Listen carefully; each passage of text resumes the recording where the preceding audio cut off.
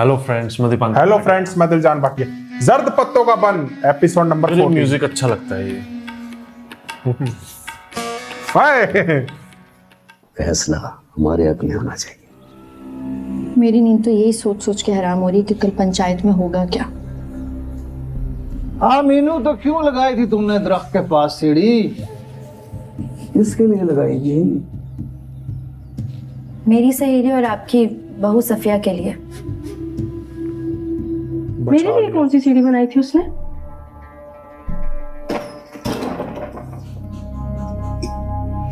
खत्म। अब मैं तुम्हें डॉक्टर बनाने की पूरी कोशिश करूंगा। आ जाना कल से डिस्पेंसरी। नहीं आऊंगी। मैं जो भी बनूंगी अपने जोरे बाजू पे बनूंगी। अम्मा, रानी जन्नत में होगी कि दोज़ख में? दोज़ख में क्यों होगी? सीधी जन्नत गई होगी अल्लाह के हुक्म से। उसने ऐसा क्या किया है कि अल्लाह उसे जन्नत देगा? बेगुनाह मरने वालों को जन्नत ही मिलती है बेवकूफ। अम्मा, तुम्हें पता है जन्नत में बड़े मजे होते हैं। कोई काम नहीं करना पड़ता। भूख लगे तो रोटी सामने आ जाती है। सिर्फ रोटी नहीं, जो चीज़ सोचो वो सामने आ जाती है। छोलों वाले चावल, शादियों वाला पुलाव, रंग बिरंगे मीठे चावल, चीनी वाले लच्छे, बर्फ के गोले, कुल्फियाँ, आइसक्रीम, सब मिलता है वहाँ मुफ्त। 1 रुपया नहीं देना पड़ता। सारा दिन खाते रहो, कोई मना नहीं। तुम्हें पता है ना? पता है, सब मिलता है वहाँ। रानी तो मजे कर रही होगी फिर। बगैर काम के कुल्फियाँ भी खा रही होगी। रानी को कुल्फी से ज्यादा उसका तिल्ला बहुत अच्छा लगता था। कुल्फी खत्म हो जाती थी फिर भी तिल्ला चाटती रहती थी। जन्नत की कुल्फी में तिल्ला होगा कि नहीं? सब कुछ होगा मेरी रानी के लिए वहाँ। हम भी जन्नत जाएंगे ना? अल्लाह को मंजूर हुआ तो जरूर जाएंगे। और अगर उसे मंजूर ना हुआ तो नहीं जा सकते ना? हाँ, जो बंदा अच्छे काम करता है वही जन्नत में जाता है। जो बंदा रानी की तरह बेगुनाह मर जाता है वो भी जाएगा ना? क्यों मेरा दिमाग खाना खा रही है तू? चल सो जा चुप करके। अम्मा, जिसने रानी को मारा उससे बात करो। अगर वो हम सबको भी बेगुनाह मार दे तो हम भी जन्नत में चले जाएंगे। रानी से मिलेंगे, मिलके मीठे चावल खाएंगे, जूस पिएंगे, आलू चने खाएंगे, माल्टे की बोतल पिएंगे।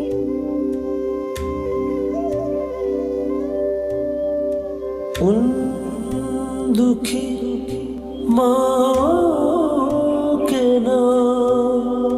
दुखी माँ के नाम। ये सही है। हर सिचुएशन पे ना उसके अकॉर्डिंग वो है, ट्रैक आता है। नींद की मार खाए हुए।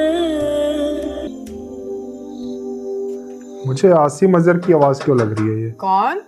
नहीं, मैं हूँ नहीं लग रही। उसी की है तेरे सिर का साईं, जिसने वो गाया था। तेरे बच्चों का बाप। कोई दफा हो जा यहाँ से। नगमा। मैं तेरी नाक की पका शक्ल दिया। नहीं देखना चाहती। ले तो ना देख शक्ल, और मेरी बात तो सुन ले। कुछ नहीं सुनना मुझे। रानी के खून का सौदा किया तूने। बच्चों और डॉक्टर की झूठी बातों में आके क्यों अपने कार को बर्बाद करने पे तुली है बेवकूफ औरत? चला जा तू यहाँ से। दरवाजा खोल के अगर मैं बाहर आ गई ना तो तेरा सर भी खोल दूंगी। कुछ लेना देना नहीं है तुझसे हमें। मर गया तू हम सब के लिए। जिस डॉक्टर की बातों में आके तू उड़ रही ना, और उसने तो साल 2 में चले जाना है। उसके पीछे लग के तो अपने घर के माल को निकाल रही है। और ये घर मेरा है, तेरा नहीं। अभी चाहूं ना तो निकाल दूं तुझे घर से बाहर। इसलिए इंसान बन, दूसरों की बातों में ना आ। चल शाबाश, खोल दरवाजा। जो करना चाहता है कर ले। पंचायत बिठानी है ना तो जा बिठा ले, लेकिन कान खोल के सुन ले, पंचायत बैठी तो तू लेट जाएगा। तेरे सारे करतूतों का बताऊंगी मैं वहां जाके। मैं भी ना तेरी सारी पुरानी बातें निकालूंगा। बाहर से ही बंद कर दे। तेरे अफजल के साथ इश्क के किस्से भी निकलेंगे और अब तू भी इस घर से निकलेगी। दरवाजा खोल बे आदमी, शर्म नहीं आती तुझे इस तरह की गंदी बात करते हुए? दरवाजा खोल, मर्द का बच्चा है तू, खोल दरवाजा। कितना घटिया आदमी है यार ये। खोल दरवाजा। अब ना पंचायत में मुलाकात होगी।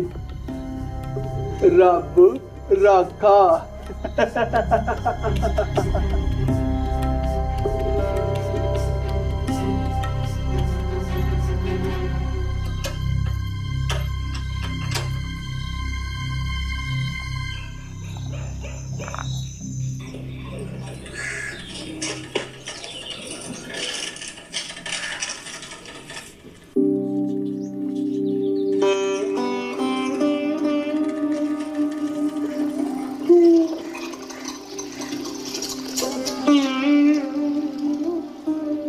डॉक्टर साहब, चाय तैयार है, आ जाए।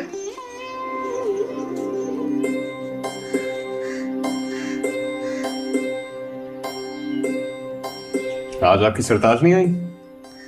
बेटे आई हुई है जी, इस्माइल दर्दी के घर गई है उसकी बीवी को देखने।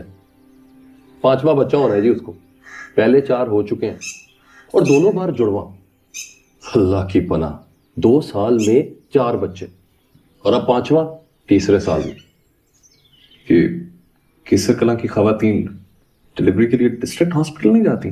गुर्बत कहाँ जाने देती है जी अस्पताल, जिनके हालात अच्छे होते हैं वही जाते हैं। यहाँ तो सब कुछ घर पे ही होता है जी। बड़ी बूढ़ी खवातीन देख लेती हैं या फिर दाई हमीदा। मैं क्या करती हूँ, मेरा अल्लाह करता है। मैं अपना तजर्बा दिखाती हूँ, मालिक मेरा भरम रख लेता है। क्या कहता है तुम्हारा तजर्बा? मेरा तजर्बा कहता है काम तेरा तैयार है, अल्लाह के फजल पे तेरे दर पर ढोल बजने वाला है। कोई मसला तो नहीं होगा? ले, पहले तेरे 4 बच्चे पैदा किए, कोई मसला हुआ? तो अब क्यों होगा? क्यों डर रही है? चाची सरताज आई थी, कह रही थी अस्पताल जा और वहीं अपना केस करा। अस्पताल वाले तो कसाई हैं, बंदे को चीर फाड़ कर रख देते हैं। पता नहीं सकीना के साथ क्या हुआ था, उसने भी तो अपना केस अस्पताल में करवाया था, उसके बाद बच्चा हुआ। जालिमों ने अंदर के सिस्टम में बाहर निकाल दिया था। सरताज की बातों में आई ना तो तू कहीं की नहीं रहेगी। अपनी दुकानदारी के लिए लोगों से इधर उधर की बातें करती रहती है और डराती रहती है, बेवकूफ औरत। ऐसी बात है तो ये औरत केसेस खराब भी कर देती होगी। हाँ जी, बड़े चंद चढ़ाए जी उसने, हम क्या कर सकते हैं। केसर करा की औरतें उसकी बातों पर यकीन करती हैं और मरती रहती। अब तो जी एक ही उम्मीद है कि मीनू जल्दी जल्दी डॉक्टर बन जाए और लोगों के लिए कुछ करे। पता नहीं जी कब बनती है। वैसे मेरी जगह अगर यहाँ कोई लेडी डॉक्टर आती ना, ज्यादा बेहतर होता। आप यहाँ आ गए, ये भी एक मौजूदा ही है। लेडी डॉक्टर तो अगले 100 साल तक यहाँ नहीं आएगी। वैसे क्या लगता है आप, सही कह रहे, मीनू डॉक्टर बन जाएगी? हाँ क्यों नहीं, मेहनत तो कर रही है। बचपन से ही कर रही है जी, सरताज भी पढ़ाती रही है उसे। डॉक्टर बनने का बहुत शौक है जी उसे। अगर आप उसकी मदद कर देंगे तो उसका रास्ता आसान हो जाएगा। रशीद साहब मुझे यकीन है वो अपना रास्ता खुद निकाल लेगी। मीनू अगर एक बार कामयाब हो गई तो गांव की दूसरी बच्चियों पर अच्छा असर पड़ेगा। आप अगर उसके लिए कुछ कर सकते हैं तो आपका हिस्सा भी शामिल हो जाएगा इस सच्चाई में। बहुत अच्छी बच्ची है मीनू, हमारे सामने बड़ी हुई है।